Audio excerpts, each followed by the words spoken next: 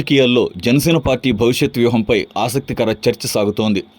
అధికారికంగా భారతీయ జనతా పార్టీతో పొత్తు లేదని జనసేన వర్గాలు స్పష్టం చేస్తున్నప్పటికీ రానున్న ఎన్నికల్లో బీజేపీకి వ్యూహాత్మకంగా ఉపయోగపడే కొన్ని నియోజకవర్గాల్లో మాత్రమే జనసేన అభ్యర్థులను బరిలోకి దించే అవకాశాలపై రాజకీయ వర్గాల్లో చర్చ మొదలైంది.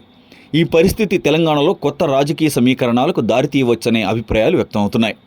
తెలంగాణలో జనసేనకు ఆంధ్రప్రదేశ్లో ఉన్నంత బలమైన సంస్థాగత నిర్మాణం లేకపోయినా కొన్ని పట్టణ ప్రాంతాలు, సెటిలర్ ఓటర్లు ఎక్కువగా ఉన్న నియోజకవర్గాల్లో పార్టీకి గుర్తింపుంది. ముఖ్యంగా హైదరాబాద్, రంగారెడ్డి, ఖమ్మం, నల్లగొండ జిల్లాల్లోని కొన్ని ప్రాంతాల్లో పవన్ కళ్యాణ్కు వ్యక్తిగత అభిమాన వర్గం ఉంది. ఈ నేపథ్యంలో జనసేన పోటీ చేసే ప్రతి స్థానం గెలుపు కోసం కాకుండా ఓటు శాతం ప్రభావితం చేసే అంశంగా మారే అవకాశం ఉంది. రాజకీయ విశ్లేషకుల అభిప్రాయం ప్రకారం జనసేన తెలంగాణలో పూర్తిస్థాయి ఎన్నికల పోరాటం చేయడం కంటే ఎంపిక చేసిన కొన్ని స్థానాలపై మాత్రమే దృష్టి పెట్టే అవకాశం ఉంది. అలాంటి స్థానాల ఎంపికలో బీజేపీ రాజకీయ ప్రయోజనాలు కూడా పరోక్షంగా పరిగణనలోకి రావచ్చనే చర్చ జరుగుతోంది.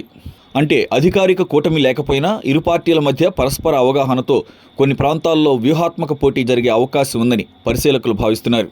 ఇటీవలి కాలంలో పవన్ కళ్యాణ్ జాతీయ రాజకీయాల విషయంలో బీజేపీ పట్ల సానుకూల వైఖరిని ప్రదర్శిస్తున్నారు.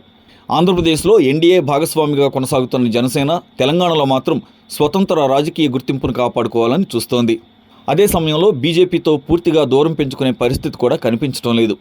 ఈ కారణంగా పొత్తు ఉండదు, కానీ పరస్పర వ్యూహాత్మక సహకారం ఉండవచ్చనే అభిప్రాయం బలపడుతోంది.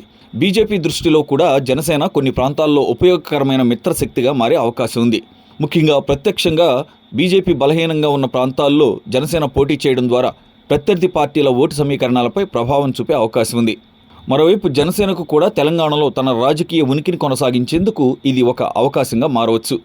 అయితే ఈ వ్యూహం ఎంతవరకు ఆచరణలోకి వస్తుందనేది ఇంకా స్పష్టత లేదు.